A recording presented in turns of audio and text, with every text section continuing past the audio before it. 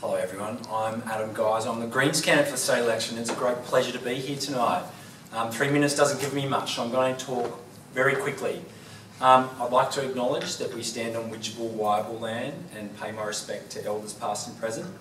I'd also like to acknowledge the NRSDC for putting this on tonight and all the great work people do in community services in caring for our community. We are a caring community. People know my background, so I'm not going to tell you about my involvement in the Gasfield Free campaign and what we achieved at Bentley together. What I saw at Bentley was a united community where people cared. The stories of hundreds of people, and many who will remain nameless, who work behind the scenes tirelessly to hold that blockade together, to hold that camp together, to unite everyone and get the great community outcome we achieved. Now we've got to secure that at this state election so we don't have to do it all over again. I definitely have a vision for this region. The Greens have a vision. And that vision includes protecting the wonderful things that we have, but also caring for our community.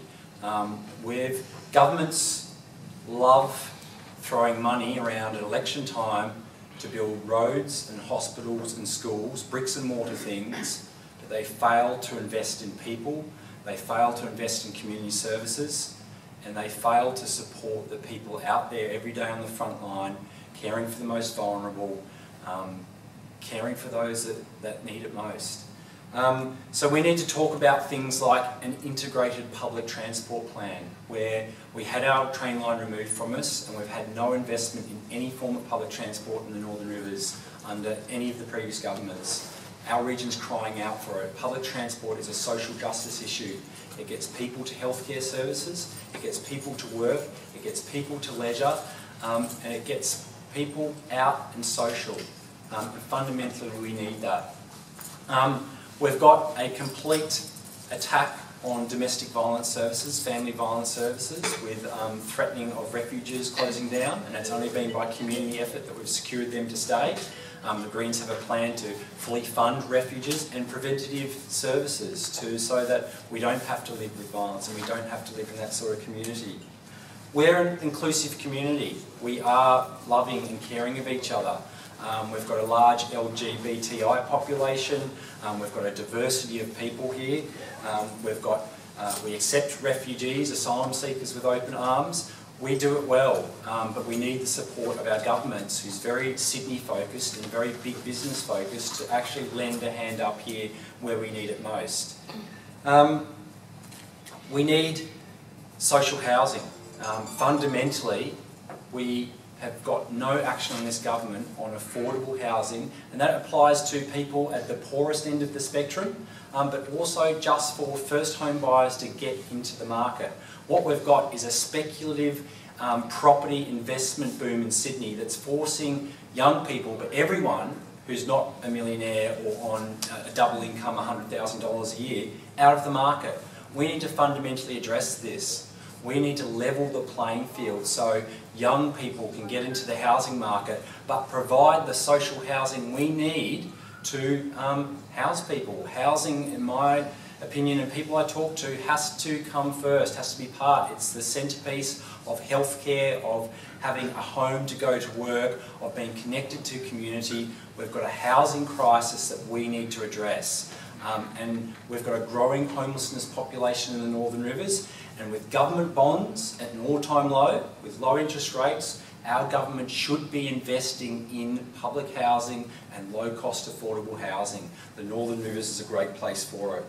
The federal government I'll just finish on this, the federal government's funding cuts to a whole range of social services hurt our region the most.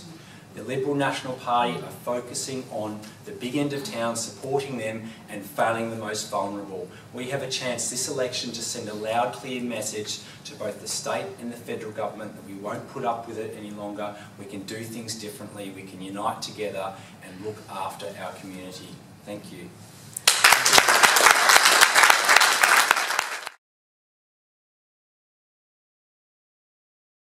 Thank you so much. My name is Isaac Smith. I am the Country Labor candidate, and can I start by acknowledging the traditional owners and pay my respects to elders past and present. we'll get into policy later, there's lots of questions coming, so I'll be able to expound upon what Country Labor wants to do for our region. But let me tell you a little bit about myself. I'm a Lismore boy, I've lived here all my life. I'm passionate about my community. I'm passionate about community services. I've been working in the sector for 8 years now, and I love helping people. And that's partly the reason why I'm going into politics. Partly because I'm crazy, partly because I want to help people.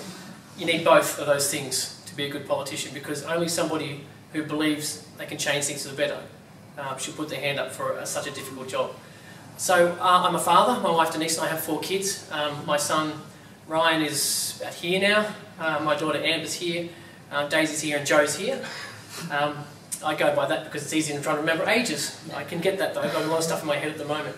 I'm passionate about my family living here, and my son's doing his HSC. I want opportunities for him. I want the support that he deserves as he goes out of schooling into the world. And what I want most of all is for every family to have the same opportunities, because unfortunately, due to isolation and disadvantage, rural, urban, it doesn't matter. There are people who struggle. There are people in our community who need assistance. And unfortunately, politics over the last 8 years has left people disillusioned and really feeling like the system is failing them. And what I've been saying to people is, I'm not going to ask you to trust me. What I'm going to do is say, support me on March 28th. I will earn your trust over the next 4 years, because I don't believe anyone can stand here and say, trust me. People are disillusioned and feel like politics needs to change. And that's my message, that's what I'm here for. I'm running to change things. I really am so glad with the support I've gotten from the community so far, and must admit I'm a bit surprised by my wife tonight. Ironically, at about 5 o'clock, she said, haven't you got to get going? I said, I'm going, yes, I'm busy day, I'm tired, just give me 2 more minutes. She goes, Isaac, if you don't get out there and beat Thomas George, we get coal seam gas, so get out there and win. And she literally kicked me out the door. So she's been very supportive, and now I know how much. But it's wonderful to be here. I look forward to talking to you more about my passion for our community and what I feel like I can do and contribute for you. Thank you.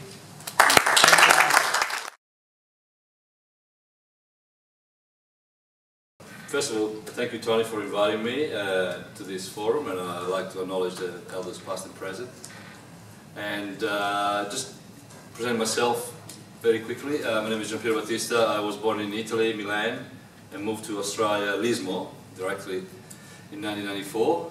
And I love this area. I really love the weather, and I think I've really been blessed, because of the things I've done in the last 20 years has been amazing for me. I was able to complete my degree at Southern Cross University. I finished my MBA last year. I was able to meet a beautiful girl, Rebecca, which is a bit like me, wants to get involved in everything, and runs 2 charities in Lismore, Our Kids in Our House. And I'm the token volunteer all the time. And I got 2 beautiful boys, and I'm really enjoying the lifestyle and this beautiful community. I'm happy. What I like about it is that you can walk down the street and really, and meet people that you know, and be able to have a conversation. Where I remember living in Milan, and if you look at somebody for more than 3 seconds, you look like a pervert, like somebody that's trying to do something bad, and it was really terrible, even on the subway, So, in terms of social development, I think, I'm not a great expert, in social development. I must admit, I'm more like a business person and a marketing person and tourism. These are my 3 fortes. I believe that this area has been neglected for many years. And it is a question of funding. Principle is a funding issue. So when I was in Tenterfield last week, a couple of weeks ago, they talked to me about the way the hospital used to be, and it's not anymore. And so in an area like Tenterfield, I know Lismore has been pretty lucky these days. We received an announcement for a funding of $180 million, which is great. But I'm looking at the smaller region around us that are actually really suffering. If you don't have a service like the hospital, for example, people tend to not to want to go and live there, and it's pretty bad, especially for the aging population that we have. Obviously we have an aging population and people getting older, unfortunately, not younger. I'm also really saddened by the fact that a lot of our young can't find really good quality jobs in this area, and therefore has to leave. And for people that have the ability to sort of send their sons to the city, that's great. But I'm looking at family where more disadvantaged, I guess, where the kids can't really leave the area, you know, because they can't afford to go to the city and actually start a degree, and therefore they get stuck here, and often they can't find a proper job, and get in all sorts of trouble, you know. So to me, it's just a matter of fairness in terms of funding. You know, when the government spends so much money in I know it's an old cliche, New South Wales, it stands for Newcastle, Sydney, Wollongong, but it is. It is, because even every announcement that we get these days is like long overdue. It's always long overdue. So I think it's time for someone to take notice in Sydney that we actually have a beautiful region up here that everybody loves to come to for a holiday, but no one seems to be able to finally put on the map in terms of funding, in terms of attention, real attention. So what can I do for you if elected? Well, Fred now, the expert, saying he's going to have the balance of power in the Senate again. He had that for the last 4 years. He has worked with the government, but he has kept the government honest. I wouldn't call him the bastards honest, but he kept them honest, and I think he has achieved.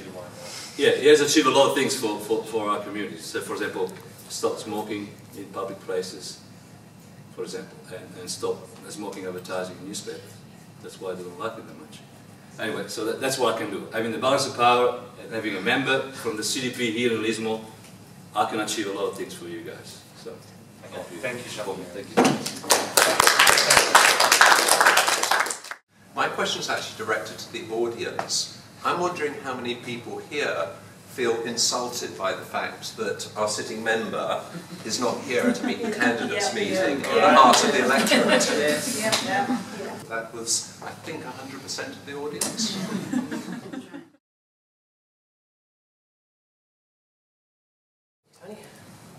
Labor has announced a policy to help first home buyers and find ways to help people get their first home. So that's going to do a plan where you can pay your stamp duty and certain things over a number of years and allow you to sort of get your home more affordably. So that's one end of the market. That's a good place to start, because I think at the moment there's a lot of trouble between the federal government and the states. The federal government seems to be cutting funding from the states and programs that are very useful to the states. On the social side of housing, Labor hasn't released their policy yet. We're coming out with it soon. One thing we're not going to do is try and match the National Party. Unfortunately, they've decided to link theirs to the sale of electricity, and that's something that Labor is not supporting. I haven't yet seen a list from the Nationals of what's going to be funded from the sale of electricity, and I haven't seen a ranking on that list, because my concern is that once it's sold, if it sells for less than the money they're claiming, what's on the chopping block? Which part of the policy is going to go? Labor's policy, or Labor's position, is not to try and match any of the policies that are funded through electricity privatisation, because we just do not support it. But we will be talking more about our social housing and improving that in the future, because obviously Labor has a strong history in supporting social housing, and at a time we're getting back to our roots, which is why Luke Foley has chosen the slogan, "A New Approach for New South Wales." It really is getting back to the way things used to be, back before. I've only been a member for 8 years, so you know, we're going back to the heart of what Labor values are, and that's about social justice and equality, and that's why I think our social housing policy will be something to be proud of. So we'll be able to tell the difference between Labor and Liberal in social development? You certainly will. Good. John Terry. I guess on the issue of affordable housing, I mean, the Lismore City Council has received from some quite a big amount of funding to improve the release of, for example, a small block of land. But I think, yeah, I mean, there's still block of land that are probably worth, you know, nearly $100,000, you know. And to be able, you know, there's two, in my opinion, there's two types of affordable housing. We're talking about first home buyers. Yes, these blocks of land will help a great way along that to help them get the house. But if you're talking about people that can afford or not a house, I mean, even a block of land of $80,000, it's not something that they can afford, because they can't build a house on it, and so on. So I'm all for. I think the council can do a lot in terms of policies to improve infill development in the city, and you know, because we got a lot of houses on 800, 900 square meters in the city, in the CBD, close to services, because when we make affordable housing, the affordable housing needs to be close to services, because most of these people don't have transport. They rely on bicycle or even walking. They have to walk because they haven't got any licenses. So, for example, just to give you an idea, when the council sort of closed the caravan park, or turned the caravan park from sort of low cost accommodation into a proper caravan park, a lot of people had to be relocated by social services. I'm probably sure your organisation probably got involved in that too. So, but the problem is that where do you relocate them is the problem, because if you relocate them in houses that are away from services, they find it difficult because we haven't got any public transport. So it's important that we have a strategy that works with council, that changes policy in order to increase and improve infill development for 1-bedroom, 2-bedroom houses on a 3 or 4 story high, near services and near shopping centre and near school and services. Thank you. Thank you. And Adam, the Greens policy on affordable housing. This is a very pertinent question and one very close to my heart. Jan Barham, Greens MP in the Upper House, instigated a housing inquiry in New South Wales to get all these issues on the agenda about housing. It made 41 recommendations just a couple of weeks ago. The government hasn't responded to it. They were due to respond about a week ago, they refused to. That's where this government's priorities are in terms of housing affordability and homelessness in New South Wales. The Greens have a plan to fund affordable housing. We're looking at a crisis in the Northern Rivers, across the state, but a crisis in the Northern Rivers where by 2021 we need 20,000 places for social housing. We've currently projected to have 3,000. Okay, that's quite frightening. We've launched just recently a policy that would re-implement the vendor levy on property speculators. It existed back in 2004. It only lasted a couple of years before the lobbying of the vested interests by property institutes made Labor to get rid of it. This levy would only be applied to not the family home, not family farm, but 3rd, 4th, 5th investment houses by property speculators who are causing a housing bubble in New South Wales, particularly in Sydney, where people are looking at $600,000, $700,000 mortgages, even up here where land prices are high. Only to houses, this would apply only to those houses where there's a 12% return on it, so it's purely for property speculation. Now the levies that are raised on this could be used to service a loan that would allow us to fund social housing, to build houses, affordable housing. It's been costed, it's there, it's on the books, it goes after vested interests, and it provides affordable housing, social housing for everyone, and that's a social justice issue. Fundamentally, we need to talk about integrated transport to do that, and jobs in the future economy to cater for the housing. We want to integrate it all together, and that requires a plan, a strategy to do that. And fundamentally, we need to look at housing stock, the types of houses we need to build. We need to look at where we're going to build them and not build on prime agricultural land, and we need to put them in transport. I'm going to interrupt you now. Transport. No worries. worries. We'll come back to transport. That's why I've interrupted you. No worries.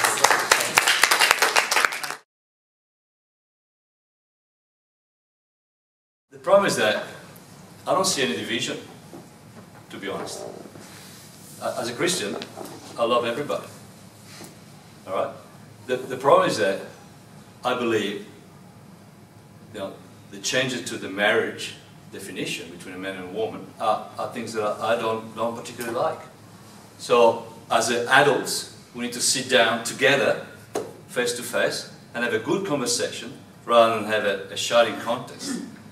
You better than me and I better than you. And sit down and work it out. Because at the end of the day, I'm all for equal rights. I'm all for you living the life you want to live. I don't want to stop you doing anything you want. But anything you want. Can I just interrupt you for a minute? I don't want to get married, but when you say I can't get married and you don't believe in that. No, I didn't say you can't get married. I said I don't want you, or you, because you represent at the moment, you represent the LGBT community. I don't want you to change something that I believe in, which is the marriage definition. So you want if you call yourself, if you want to get married one day, you call yourself, in a union, and have the same rights, everything you want, everything. I'm all for it. That's not the same rights if we can't get married. No. What do you mean? What do you mean? It sends a message to the community that we are different. If we are the same, then we have the same rights to get married, right? Well, yeah, but hold on a second. So in saying that it means that you want to get married in a church that believes in Christianity and Christian value? I'd just like to be treated the same, full stop. What I might do, just so that other people can respond as well, is ask you to finish your response and we'll move on, if we can. Thanks. I mean, I have serious concern about changing the definition of a marriage between a man and a woman. Serious concern. Serious concern for our children and the children of my children. Why? Very serious concern. Why? I have serious concern. Because the last thing I want to do, have kids 3, 4 years old being taught that, the marriage is not between a man and a woman, it's between a man and a man or a woman and a woman. Then where do we stop from there? Where do we stop from there? You tell me. So why can't we marry 3 men and 3 women for that reason? I mean, isn't that equality? You're saying though that marriage is like a Christian idea, and that you don't want to change it. Yes, Christian. You don't want to change it to include gay people because it's a Christian idea, but marriage has become not. Gay people can get married in a union, have the same rights that we do. No problem. I have no problem with that, and live their life that they want to live. But don't try to change a definition, because we are a Christian-based Judaic country. We've been for many years. It's worked well for us. And I don't think why we should be changing it. The definition has changed though. It's not strictly a Christian practice anymore. That's my point. What do you mean? No, it's still between a man and a woman. Sorry. What I'd like to do now, I mean, Jean-Pierre, you've spoken about marriage. The other issues I think were around people's rights and equal treatment generally. Do you have any comments on that before I bring the other candidates? Well, I'm all for equal rights for everybody. Okay? They have the right to marry in a union. They have the right to live the life they want to live. I don't believe the marriage definition should be changed. Okay. I have this belief. You have your beliefs. Let's call it even. Well, I'm sorry. You have some belief, and you stick to it. I believe that I stick by it. That's right. So why should I give up my belief because of you? Isn't that discrimination? Isn't that discrimination? What I'd like to do is I represent everybody. It's an opportunity to respond. I represent everybody. No, I represent the gay people too. Because as a councillor, for example, I always supported the gay Mardi Gras here in Lismore. Always. I think that there's a very good thing for Lismore. It's been always a good thing for Lismore. Do I go to it? No. Do I agree with what they do? Don't. But that doesn't mean that I don't support it. Okay, thank you, Jean-Pierre. Yeah. Okay. Adam, do you want to go next? Yeah. Thank you. We're an inclusive community. We've got a large LGBTI community.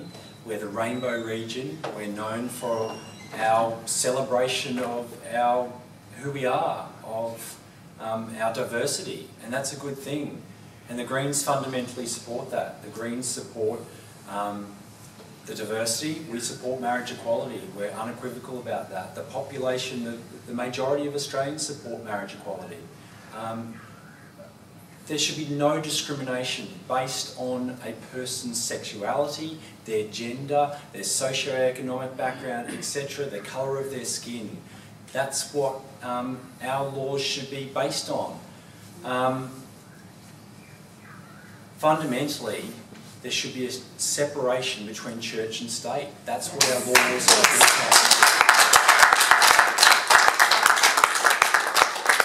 on. And we have politicians who profess to themselves to be Christians, and yet they impose discriminatory laws upon everyone else in the population. And if I might say, there has been occasions in Parliament where marriage equality has come up and the Labor Party have chosen to use their vote, Luke Foley, the current leader, to vote against marriage equality. And I think in this day and age that's utterly outrageous. And when you look at suicide rates in the LGBTI community, particularly young males, the pressures put upon them and their identity in school, but to the whole gamut of people who are struggling with identity, I think it's outrageous that our laws add to that, and there's politicians that aren't showing leadership to be an inclusive society. So fundamentally, the Greens want an inclusive society that does not discriminate on matters of sexuality or anything else.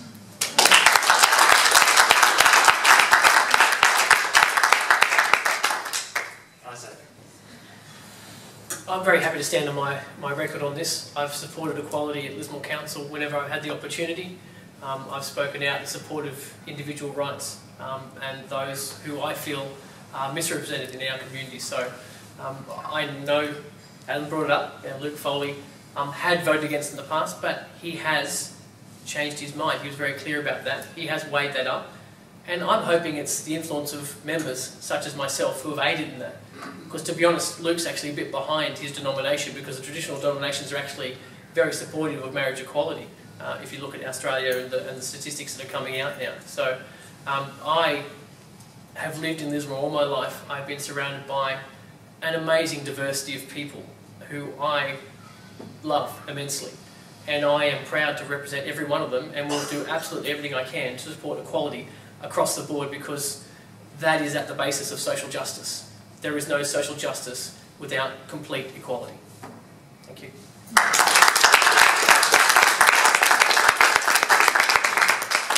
I just wanted to ask Jean-Pierre if, like, what he would do if he had a child that turned out gay.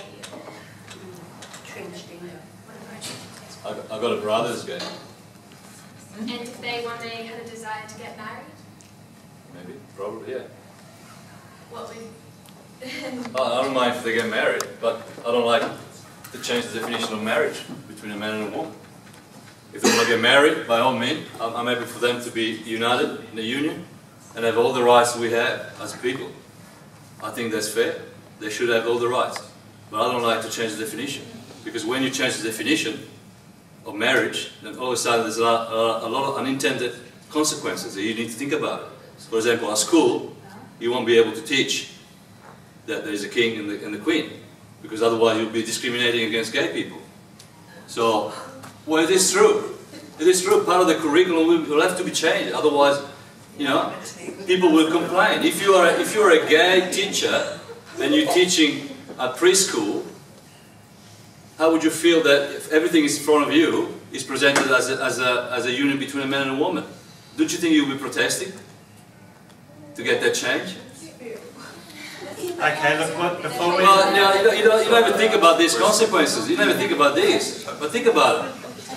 There are always consequences. For everything you do, there's always consequences. For equality, there's consequences. Equality for what? What is equality? What is equality for a child to be told that gay is okay? For a child, or a 3-year-old child, to say that being gay, it's okay. What is equality there? Where's the consequences?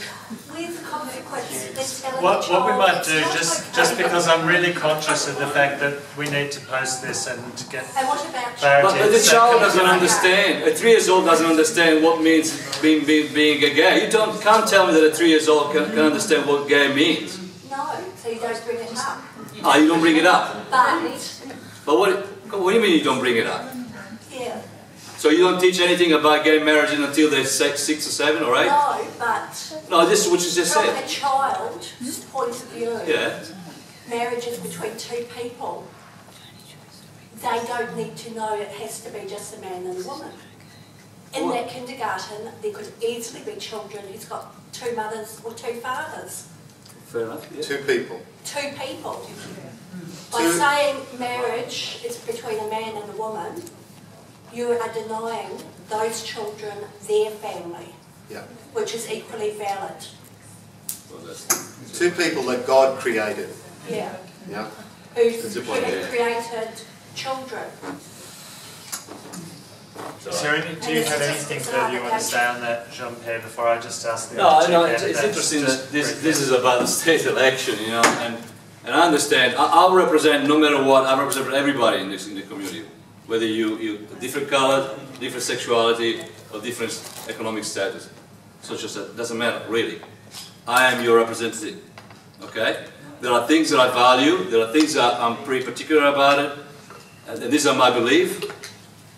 And these are my belief, and I'm not going to change my belief for anyone. That's all. Are you asking us to change ours? No, I'm not asking you to change yours. I'm sorry. You have your belief, I have mine, and I like to keep my beliefs like you do like to keep yours. Why are you asking me to change? Okay, before I go to the other candidates, just your question at the back. Just really quickly, maybe if each candidate could give a definition of their belief of equality. There's a mixed bag going here of what equality is. Okay, look, Jean-Pierre has had plenty to say. We've got, I think, 2 questions. One, the original question that you had time to respond to. The other one I want to respond to is, how would you respond if your child was came out and said that they were gay, lesbian, bisexual, transgender? And the other one is your definition of equality. I'm going to ask you both to answer that really quickly before we move on to the many other questions that we have tonight. Isaac, can you lead off on that? I've always been somebody who believes grace is the most important thing that a human being can provide to others. Acceptance. You just have to accept people for who they are. And I honestly believe that I have no need to define equality because the word itself is a definition. It means everyone is the same. What do you think? And Adam? If it's a question about, I hope I'm lucky enough to have kids one day, when I get the time. To me, it's a non-issue. It's like, if whatever your kid's sexuality, whatever the colour of their hair, the colour of their skin, how big their nose is, it's like it's a non-issue. You love them regardless. You love them regardless. So that's a non-issue. Equality, I wouldn't try defining it, but in one sense, there's no such thing as equality. Like we're not the same as each other, and so we do need laws that protect people's differences and celebrates diversity. So fundamentally, we want a society that's inclusive like that, and we need that separation from church and state that does not impose some narrow views on the rest of the population. Thank you.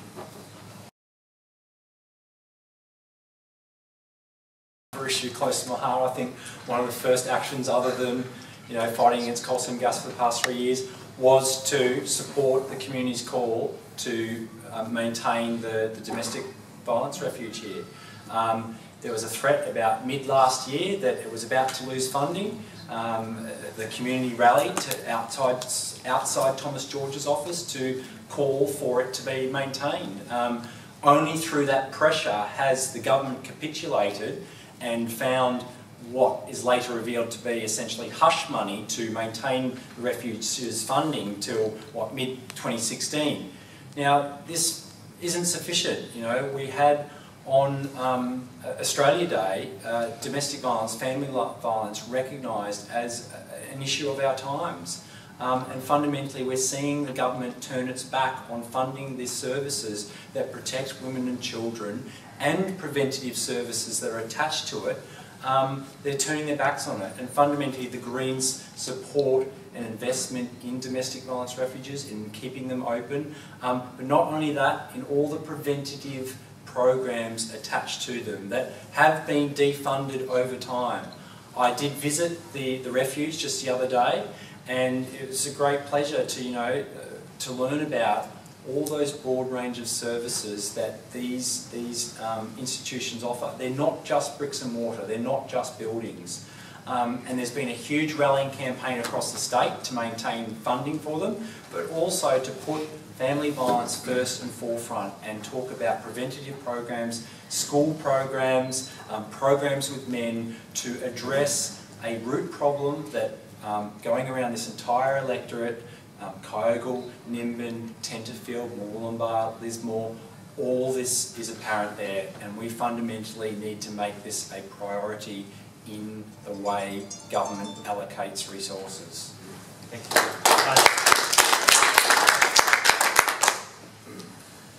Yeah, thank you for your question, Liz. Look, it's evident that this current government has absolutely no regard for community services. One thing we've seen across the sector is the continual degrading of institutions that have been around for decades, providing services. So I'm extremely proud of our policy to end that trend by putting in term 5-year contracts for funding. So we're not spending all our time tendering when we should be helping people.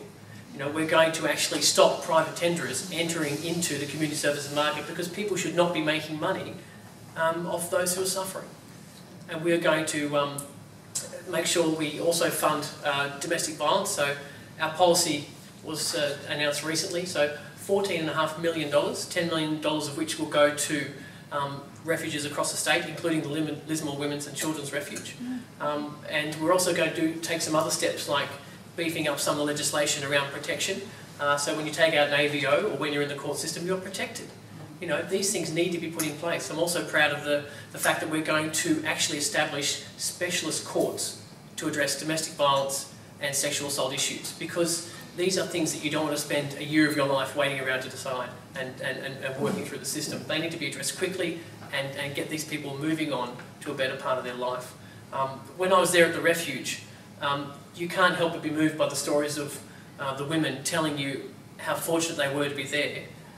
But on the back of that is the second message, which is, but we can't help this group because we just don't have the funding, we just don't have the room. That's what we've got to stop. There should never be no place at the inn for these people. We need to support people in their most fragile moments, and I'm really proud of the way we're going to put money back into the sector and get the big mob out.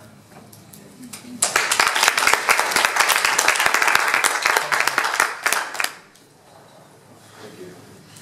Well, domestic violence, I mean, it's a big problem. It's a big problem, not for this region, but for the whole of Australia. You know, and as a Christian, I really, my heart bleeds because, you know, at the end, and I'm glad that Adam talked about the root causes of all this evil that's going on in our society. You know, when you look at the root causes of all this, is that, you know, because there's no support for family. You know, we are forced to go to work and have 2 jobs to pay for all the expenses. In our region in particular, you know, and I'm one example of it. You know, we have a high casualization of jobs. You know, people can't find permanent job.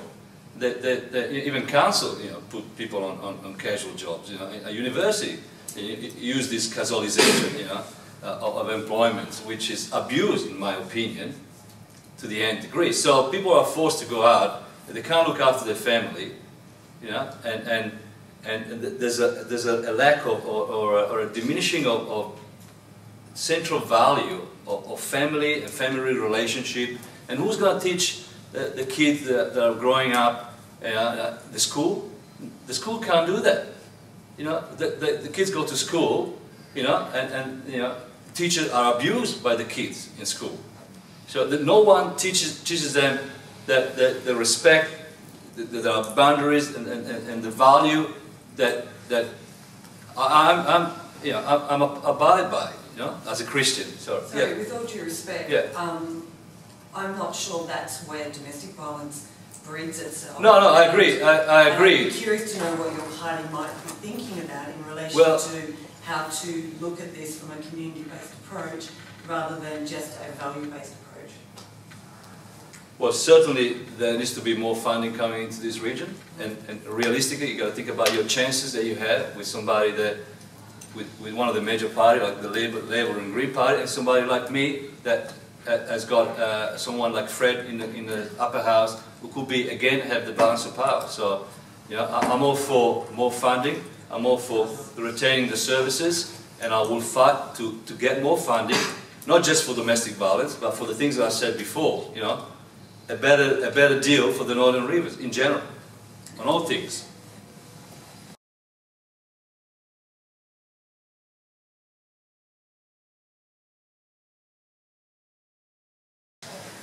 Most people know I've been a vocal supporter of TAFE right from the start of the campaign, and having been to TAFE and done a course there, I recognise the value of it.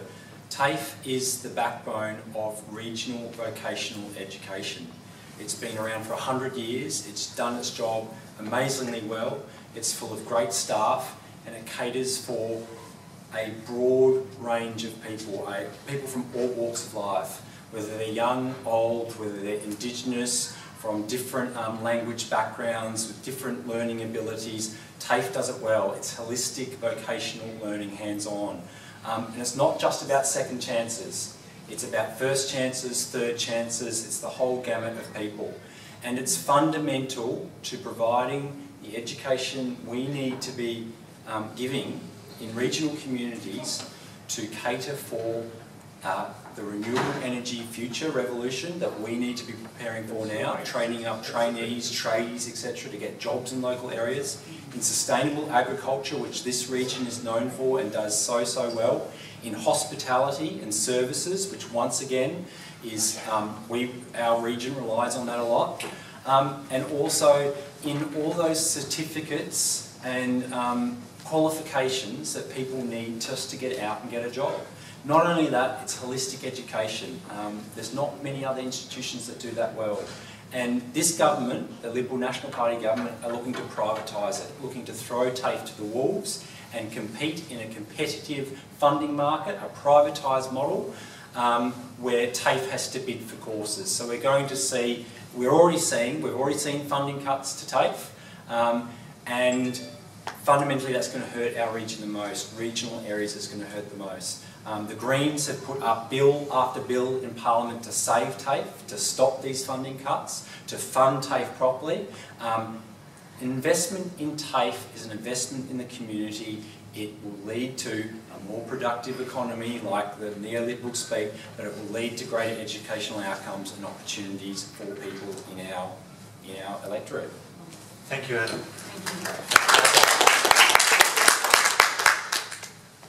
Thank you for the question.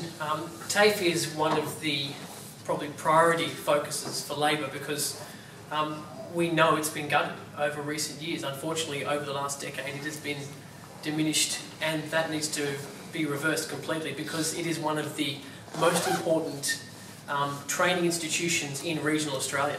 In fact, for me personally, you know, my son is just about to go through his HSC and he's going to university. My daughter is going to use a TAFE course next year. She's going into year 11 and wants to combine TAFE with her study. She's fortunate because she can, but after the recent cuts of this government, so many courses have been cancelled. So many courses don't exist, and those that do are twice the price they used to be. I was talking to a young bloke in Wollumbar just last week who started doing panel work and metal work at Wollumbar TAFE.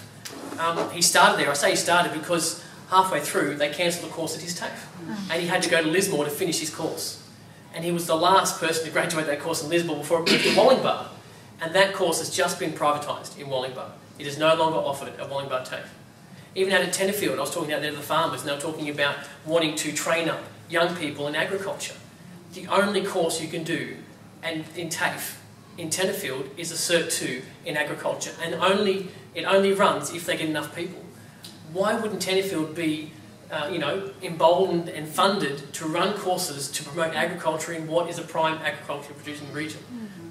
It's time to turn TAFE around. It's time to actually point TAFE into the future for the next generation, because if it takes 10 years to break it, it's going to take 10 years to fix it. We need to refund it next year, get the students back in, reduce the fees, get the staff supported and get people trained and into our community, because they are the ones who are coming out to form small businesses in the future.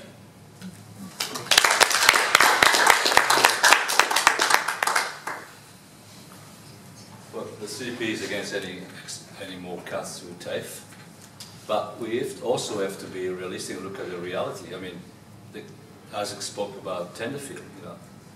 Well, there's hardly any farmer left in Tenterfield. And when you talk to the farmers, there's hardly any son or daughter left in Tenterfield that wants to pick up farming. So that's a big problem. So how do you set up a course in agriculture for 2 people? You tell me. I mean, honestly, if you think that it's a reasonable idea to have 1 teacher for 2 people, I'm all for it. But are you prepared to pay? Are we all prepared to pay that? Because that's going to cost a lot of money. All right? If the community is prepared to pay, I'm happy to go there.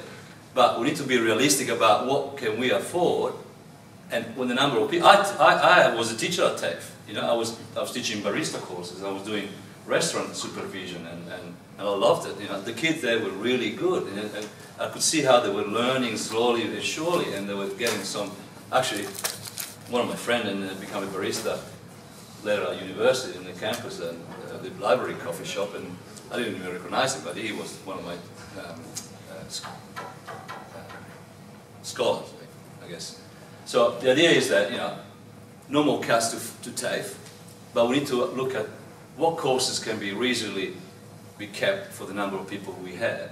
Actually, we should be integrating school and TAFE courses, you know. So start the kids early, you know, like find out about, for example, who's that academically less proficient kid that would benefit, for example, from you know, going towards a TAFE course, and start talking to him about what possibilities there are in the area about courses and availability of courses. Find out, you know, how many people are looking to do certain type of courses, and then create those courses for TAFE. But I mean, I'm all for TAFE. I think it's a great institution, and I think it gives an opportunity to people to do what they like when they're not academically sort of, you know, better than other people that wants to do, for example, university courses. Thank you, Jean-Pierre. Okay, look, one of the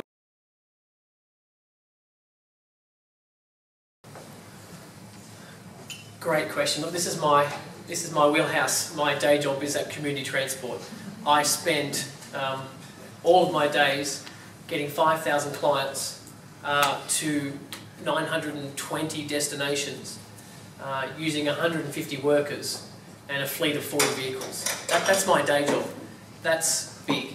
I can't describe to you the challenges in place in a region like this, trying to get people to what is an essential service. We're not talking about trying to get down, you know, to the club for a forum or a dinner.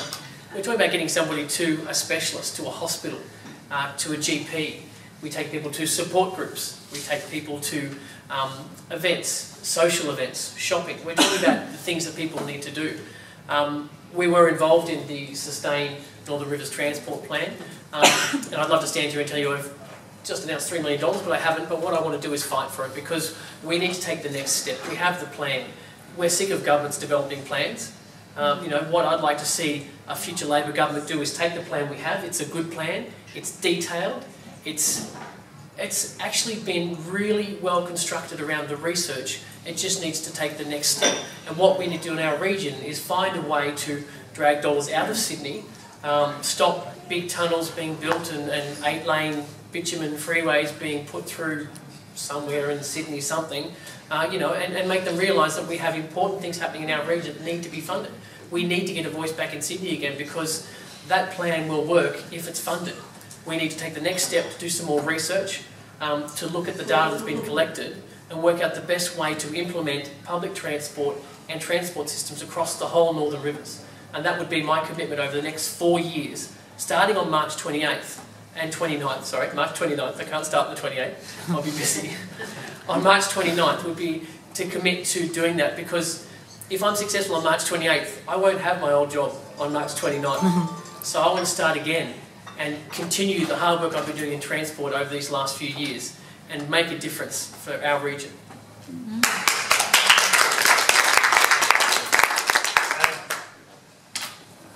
You can continue where I cut you off. Right, if I may continue. Transport is an issue I've long held dear to this region. I've been without a car for the past 5-6 years. I've got around on my bicycle. I've hitched throughout the Northern Rivers. I've recently got my motorbike licence. We fundamentally lack public transport. We fundamentally lack integrated public transport. We've had both the Labor and the Liberal National Party government promise to reinstate the rail line. That hasn't happened. That's a complete failure, a lie to the public to get elected. Now, what the Greens have talked about is integrated public transport. We've got an integrated public transport plan for the Northern Rivers. This government hasn't implemented it. There's been numerous studies of where the demand is. Public transport and integrated public transport is a social justice issue. I've said it before. It's about getting people to work, education, health services, leisure. All those are critical to a happy, healthy, productive community. It needs to be integrated. It can't just be talking about a rail line. It's got to be holistic about all the different movements in the Northern Rivers. That's why a couple of months ago the Greens called for a transport hotline. Now that might sound like a small thing initially, but think about it. It's tangible, it's achievable. You get a commitment from government to fund a hotline. It allows, first of all, a first point of contact for people actually to decipher timetables, see interconnectivity, see what services are available. From there, you see where the gaps are in services. You can identify. It takes 6 hours to get from Nimbin out to Byron Bay to use all the buses that might or might not run. From there, you can call for filling of services. Provide a service, provide a bus service where the demand is. And from there, go towards an integrated public transport network where there is a website that you can look up, where there is a phone app that you can map your movement around the Northern Rivers. This government wants to spend $12 billion on a 33-kilometre WestConnex highway, freeway in Sydney that the community down there does not want and will not fix congestion. That's outrageous, but not spend a single cent in the Northern Rivers. With a fraction of that amount, we could be funding micro, mini commuter buses throughout the Northern Rivers, owner-cooperative owner-operated, doing movements all the time for frequency, accessibility, hop on, hop off, map the routes where people move. We've got 1,000 people employed at the hospital. We've got a similar amount at the university. We've got 400 at the council. There's big ways to move people about according to their movements. And you know, the fact that this government has ignored it for so long shows where their priorities lie. We need to be turning here to the Northern Rivers so we can actually get people to work, leisure, study, health.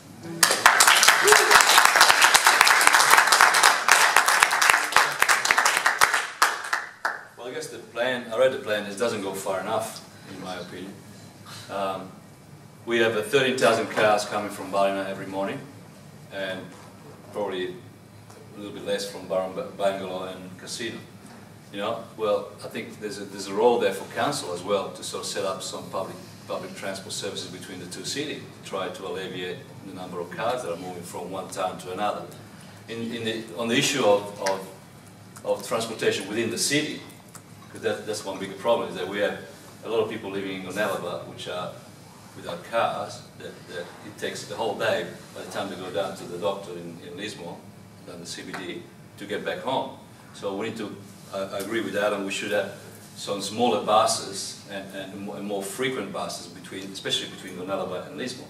In terms of rail services, I don't agree that a restatement of a rail between Murwillumbah and Casino at $900 million is worth it, but I will seriously look at connecting Tweedheads to Murwillumbah and then possibly Murwillumbah to Byron Bay, because I think that link could help decongest some of the traffic that comes into Byron Bay and on the coast, and also eventually I will continue the line towards Ballina and possibly come back into Casino and Lismore. It goes back to, in Lismore Casino, it goes back to really going back to focus on the Northern Rivers and what we need, but you know, it has to be done right, you know, and there has to be a lot of money has to be spent. I agree, they're spending $300 million on the Opera House refurbishment, you know.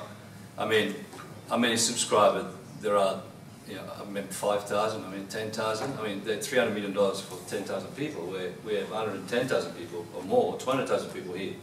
They don't have public transport. So we need to really refocus the efforts. And again, I hate to say this once more, but what are your chances having one of them elected, and what are your chances having me elected with Fred now having the balance of power? So that's your choice. I think, especially for TAFE students in this region, especially because we've got such a variety of campuses in different areas, I reckon there should be a flat rate, whatever it is, and the lowest possible. I mean, these kids are doing TAFE because they're trying to get ahead and trying to get a job. You know, the last thing you want to do, they already, if they're doing an apprenticeship, which I know, I had an apprenticeship in my coffee shop, they don't earn a lot of money. Yeah, $7.50 an hour. That's right. So, but that's another argument, whether they should be earning more or less. But I do believe that, you know, if they pay $7.50 and they pay $60 a week, there's not much left.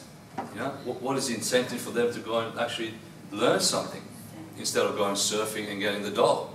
None. So I totally agree with you. We should be looking at things. There are also issues with cross-border transport, where if you're a pensioner, you can go to Sydney with $2.50 and back and travel back. But if you go to Brisbane, it costs you another $23. It costs you $23 plus the $2.50. So I mean, this issue should have been resolved a long time ago. We are one nation of Australian, and I don't understand why we have this discrepancy of fees and fares between, you know, states. And it happens everywhere. And I think, you know, the state should have jumped on it ages ago. So, thank you. Adam,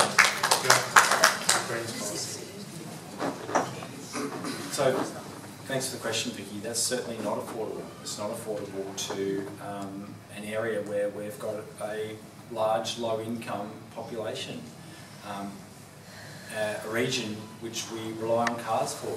Despite what Joe Hockey says, poor people do drive cars. And fundamentally, in a region as spread out as ours, with no public transport, we rely on cars.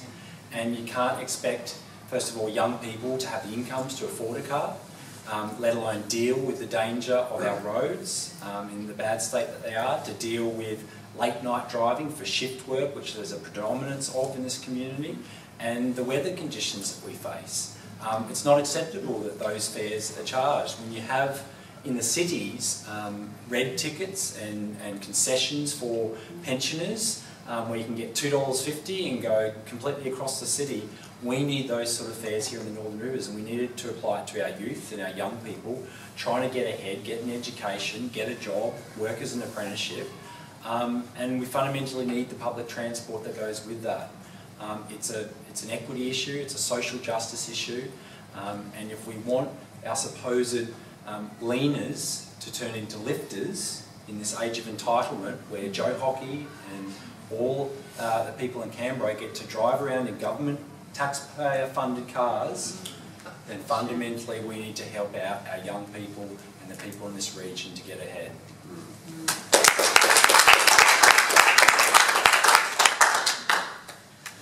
Look, this is one of the big issues that was identified in the Sustained Transport Plan. You know, it's not sustainable, and this is something that directly is affected by the state government. The state government are the ones who look after buses, who put bus runs in place and work with the federal government on education. What we need to do is get back to supporting students. We need to get back to supporting young people. We need to find a way to connect our region up, because it's never been done before. It hasn't, it just simply hasn't. Even with the old train, you know, it only went to certain places. And we have to find a way to connect our whole community. And absolutely, that number you just stated makes studying unfeasible. It really does, because life is about balancing, you know, your study or your work with other things, and you need to find a way to do those, manage those effectively.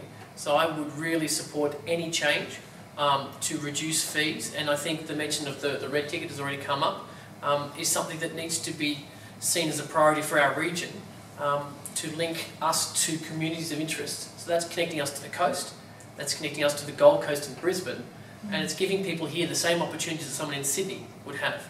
That's access to services they require, such as training, such as education and health.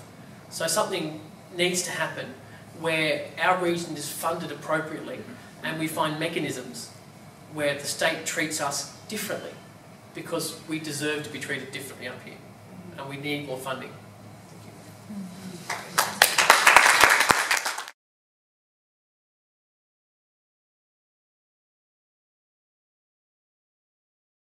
Again, if elected, and I already said that publicly, I will stop coal seam gas through Fred Nile, Balance Park.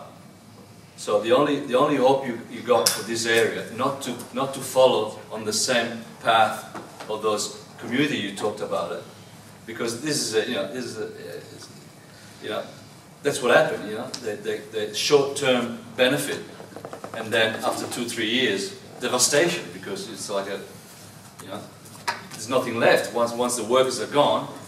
Like you said, the locals have gone long time before them because they can't afford to live there. And there's disaster. So I don't want to see this for this community. It's a short-term gain for a long-term pain. And like I said, I didn't come here to see this area devastated by a mining boom, as they call it. Maybe an explosion, not quite an economic boom, more like a devastating boom. So I will be fighting for coal seam gas not to be banned and not to proceed, in the Northern Rivers. So, and that's you're going to promise from me, publicly. Thank you. Okay, Isaac. Thank you for the question. Look, I joined a lot of Lismore people at the cinema for the Frackman premiere, so people in our community are well informed about what happened in Tara and Chinchilla. I think it's why we were at Bentley. It's why we stood up, because we don't want our community torn apart by short-term promises from miners, big business or bad government. It's as simple as that. It was local people here in my party that convinced our party to change their state policy. That is why we have the ban across the state. That's why we have it, because local people from this region went to Sydney and convinced them it was a bad idea. And we know from the research, we know from the experience, not just in Australia but overseas, you only have to go to places in America to find out what's happened 10 years later or 20 years later. There is no future in this short-term industry with companies coming to take profit and then just leaving us in the dust. And we're already seeing it up there in Queensland. And I sincerely hope what we started here in Lismore will flow out not just across the state but across the country. Because I believe Australia's future does not lie in being exploited by foreign mining companies.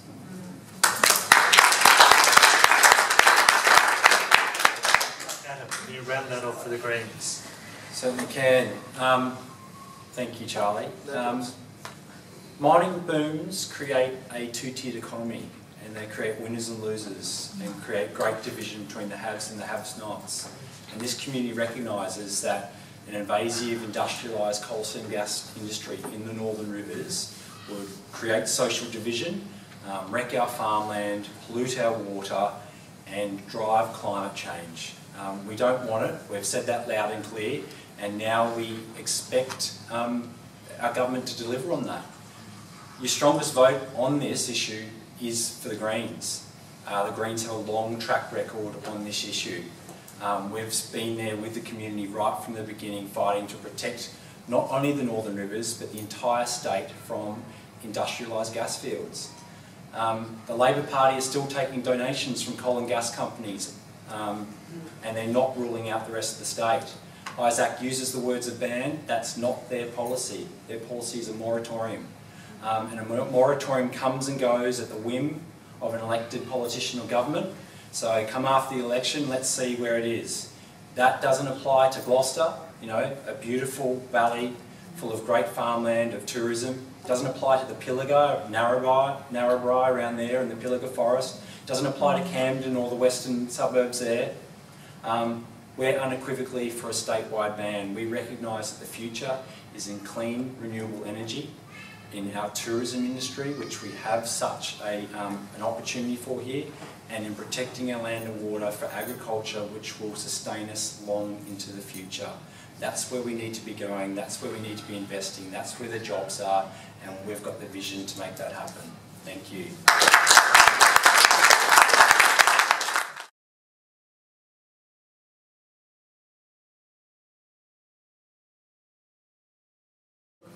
Labor is 100% behind Gonski. We are supporting it at the state level. We will do absolutely everything we can to make the federal government accountable, because it was bipartisan, it was committed to. Everybody said they would do it, and they should honour that pledge. It's ridiculous that we're actually arguing over this. This is the most fundamental, important reform in education in our country in decades, and the fact that this basket case of a federal government has gone backwards is disgusting.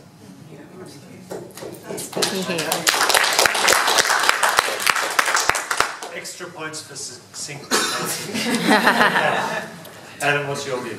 The Greens have backed Gonski all the way. We're vocal proponents of sector-blind education funding that doesn't privilege private, public, or based on what the school's like, and that's fundamentally been needed to take the heat, the politics out of school funding.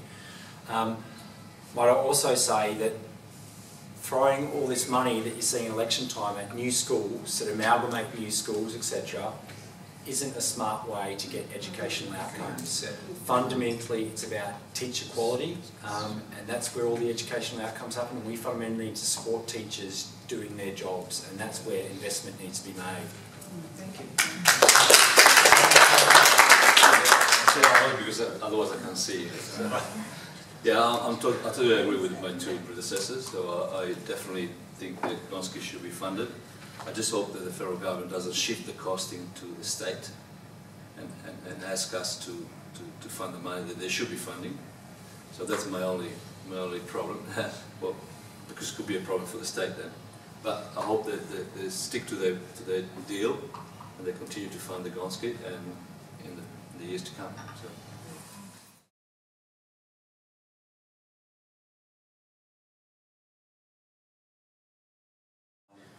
Greens fundamentally support fair, affordable education for all, and we recognise that if you don't get in early with kids and giving them the education at young ages, particularly in preschools, then they get left behind. It's been shown time and time again. It's too late to play catch up in high school. It's even too late to play catch up towards the end of primary school. The Gonski reforms were quite extraordinary in its time, that the federal government went to the election on a unity ticket to fund schools on a needs-based funding, so to be a blind funding approach, regardless of public, private, different, to avoid discrimination on that front, to base it on needs. We've seen the federal government walk away from that. We've seen them refuse to fund Gonski in the 5th and 6th years where most of the education is. If we're serious about putting ourselves forward as a knowledge nation, about giving kids opportunities, about addressing the growing, the failing literacy and numeracy rates, then we fundamentally need to fund preschools properly.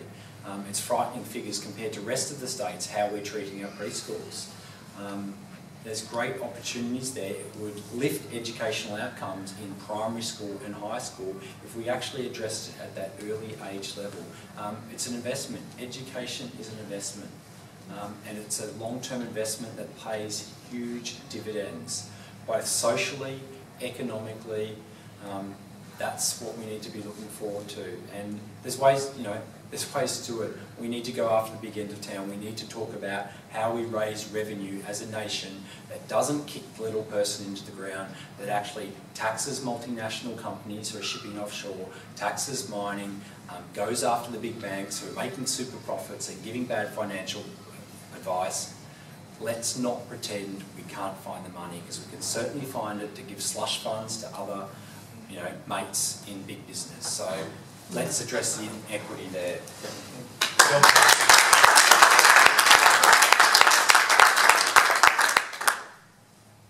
Well, I support of an increase in funding. I'm not sure, the $4,000 is the right figure, or I'll have to have a look at that.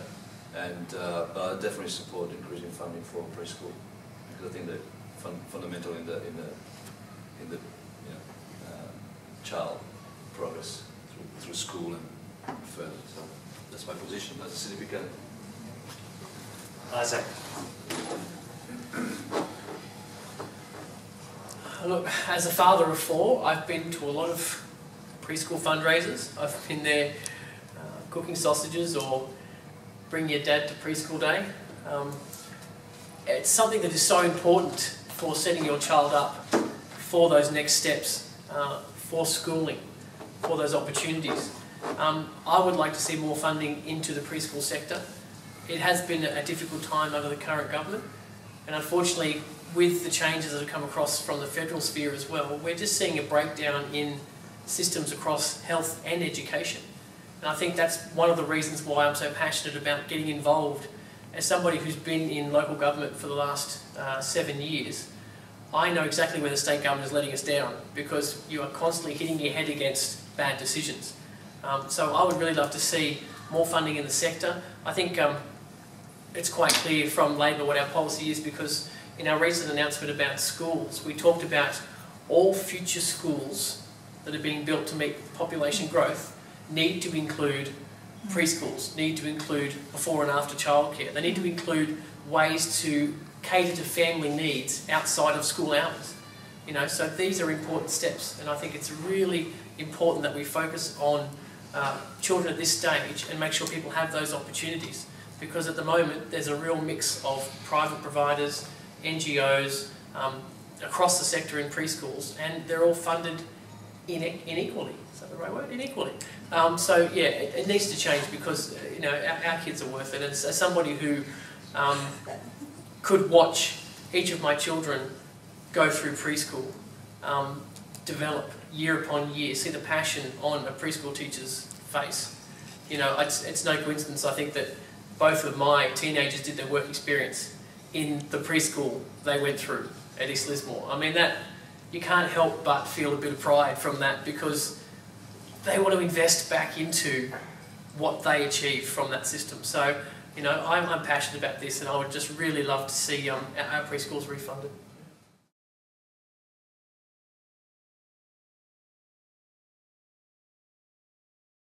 Well, I don't have a big issue with ownership, foreign ownership. If this company paid the taxes that are due in Australia. I mean, if you set up a company here, anybody can set up a company here from overseas. All right? But what happened in the past? I mean, we have large organisations that have come to Australia, set up their production facility, whatever it is, and then they shift all their profit somewhere else so they don't pay taxes. So, ownership of the land, if they employ people at the Australian rates, like everybody else, and if they pay their taxes here in Australia, I don't see, I don't see that to be a huge problem. I mean, that will then be working for an overseas entity.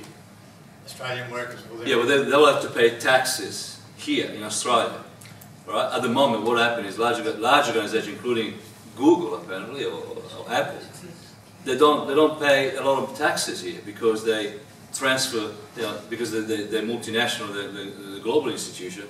What they do, they transfer their profits somewhere else, and all their costing around, and then they are able to declare nearly nothing, hardly anything here. This is about our overseas trade.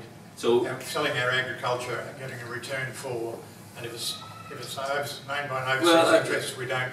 Whether I love for us to do it, by all means. But like you said before, the incentive for our farmers. But where are the young farmers? Like really, because for what I've seen in this region, there's a lot of older farmers, but not a lot of young ones. So, and I think there has to be a strategy to bring back young generation into farming from the city, because I think people you think that people live in the city and they like it there. I think there are a lot of people that live in the city, they don't like living in the city. They would love to come back to the regions and farm, but it's not sustainable. you know, when you go, I see that in local council, the Greens, with all the legislative, you know, LEP, riparian zone, all the bureaucracy they set up on farmers, they're strangling the farmer. They can't make a living out of it. So I'm going to jump in there and ask Adrian of course, to answer the question. Okay. So I just want an answer to those questions. Can't answer. They're very pertinent questions, and thank you. Greens are the only party standing up for farmers at the moment. We just saw a motion by the Greens in the Senate 2 weeks ago to protect the Liverpool Plains by the Chenois Watermark coal mine. Labor voted with the Liberals to have the mine go ahead on our food bowl. Shame. The Nationals left the chamber. This is the state of both major parties on our food and water security of the future. The Greens have a food security plan that protects our farmland, our water, protects farmers, provides the tools they need to continue growing healthy food into the future. On foreign investment, we need to fundamentally look at, map out our farmland, know what it's like. That hasn't been done. We need to know what areas need to be protected, where we allow our housing to go, where we allow our roads to go, and see who's buying up our land so that we can plan for the future. I don't want to get into a xenophobic debate about foreign ownership. There's plenty of other foreign companies, whether they're multinationals, etc. But we need to know who's controlling them, what their interests are, and we don't want to see a race to the bottom in terms of driving down prices for farmers, bringing in substandard cheap labour, or giving us contaminated products like we've seen recently with the berry fiasco. Food, water, climate are the most critical things for the future, and we need to protect it.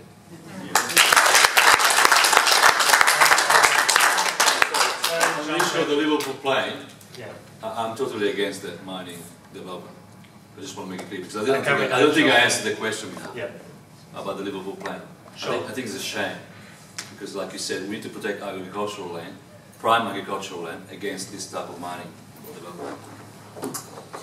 Isaac. Good place to start. Look, no, I disagree with the decision that was made, and I completely support my community, which is to act against fossil fuels in New South Wales and find a better renewable future. So I'm very supportive of the views of locals, and I would take those views to Sydney. Unfortunately, the decision was made obviously in a party that I'm not currently an MP for, but it's something that I regret, because we do have state significant farmland there that's going to be damaged by this, and there's been some really good mapping done across the state on significant farmland. We need to acknowledge that, use that, and make it the asset it is. In terms of privatisation, business, foreign ownership, look, I'm an optimist. There are some people who say that big business has already gone too far, that governments can no longer control the multinationals, the big corporations. I believe the only thing we have is government. Unfortunately, at the moment we have bad government that is letting big businesses run over us. What we need is good government. We need good regulations. We need a party that can stand up to the big business interests from overseas and in Australia and hold them accountable and stop them determining our future. Because our community's future should be determined by those of us who are willing to stand up in our communities and fight for our rights. Because I think there is a larger fight coming. Because as we did at Bentley, we were protected by community.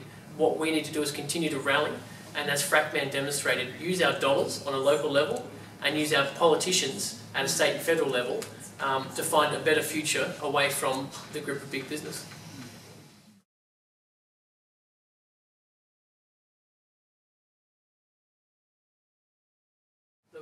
Again, I'm really happy to talk about the policy we have in place here.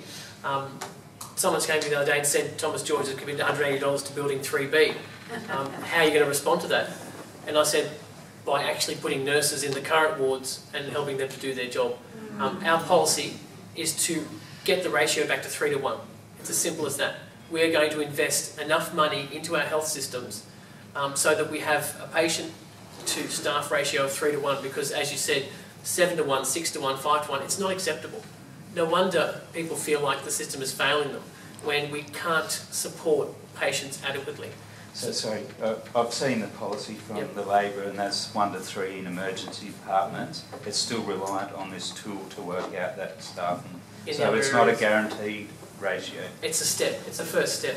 Yep. And that's on top of also the commitment we've made to the base hospital in Lismore here of $90 million to finish the final stage and commence the next one. It's not enough to complete it, but I'm happy to keep fighting that.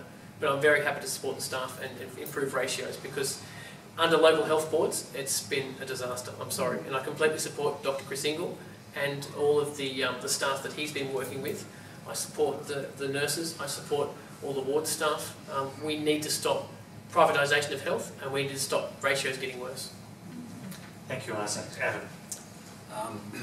Both major parties at election time love to throw money at building things and think that solves the problem. Fundamentally, we need to invest in the people on the front line doing the job.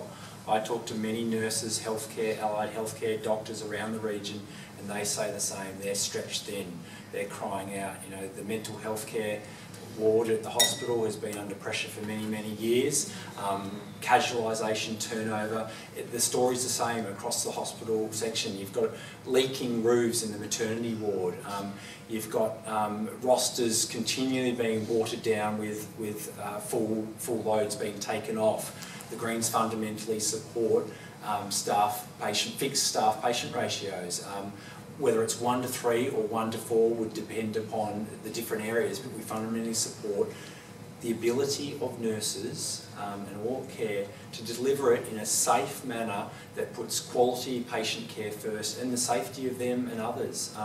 It's absolutely despicable that we're stretching our frontline healthcare thin. And if I might add, we also need to talk about preventative health and how we prevent the increased pressure on hospitals at crisis point, where money is not stupidly spent, but I mean, you get more bang for buck by doing preventative health programs in the community that prevents it reaching crisis point, and we need to have that discussion. And that will inevitably involve more nurses, more outreach nurses, walk-in nursing clinics, etc. And the Greens want to see that happen. We want walk-in nurse clinics in the country. Not in the city. Promised them for the city. Okay, Jean-Pierre.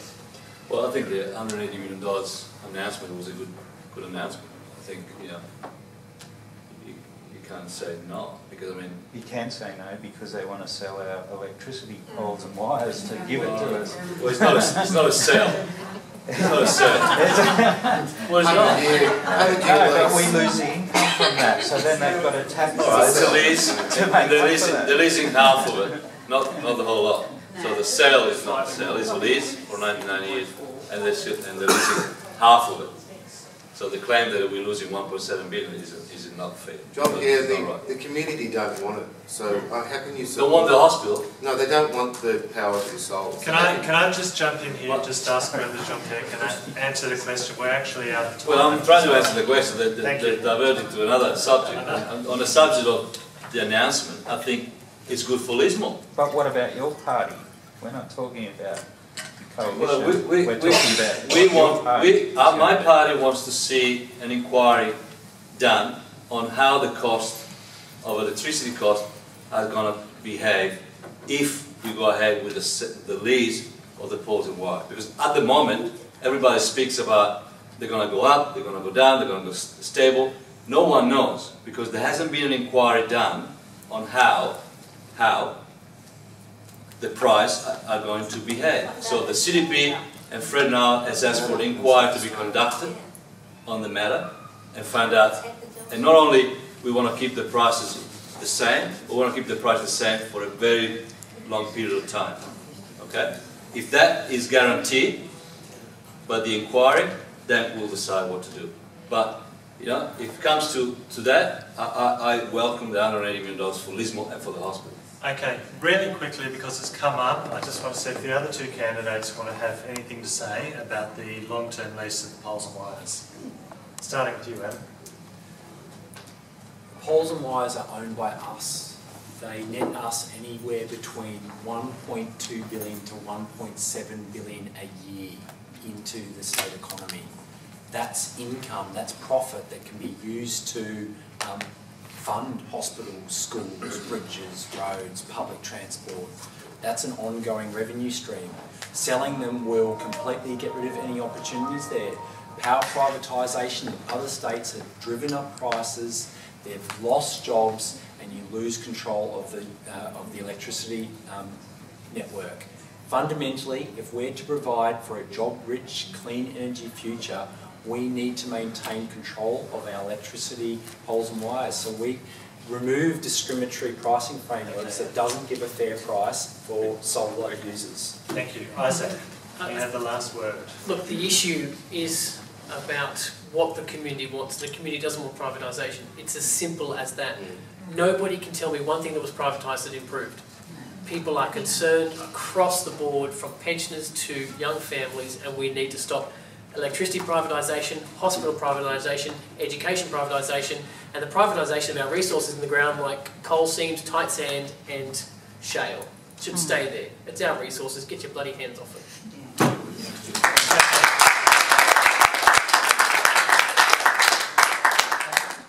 And they've also had a really hard time. There have been so many candidates for her in Lismore, and there's another one tomorrow, isn't there?